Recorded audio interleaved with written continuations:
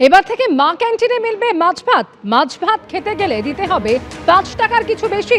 মন্ত্রী দিলীপ ঘোষের মন্তব্যে এমনই জল্পনা তৈরি হচ্ছে। এ প্রসঙ্গে তিনি বলেছেন, প্রকল্প চালু থাকবে, দেয়া হবে ডিম ভাত, আনা হবে মাছও। মা ক্যান্টিনে যে পরিমাণ খাবার দেওয়া হয় তার পরিমাণও বাড়ানো হবে, আশ্বাস দিলীপ ঘোষের।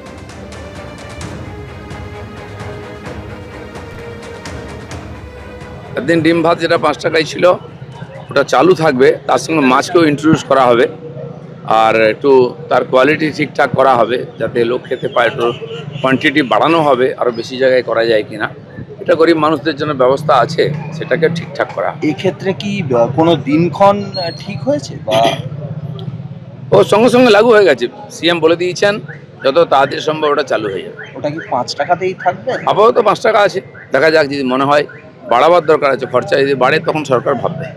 মা ক্যান্টিন যেখানে চলছে ওখানেই পাওয়া যাবে।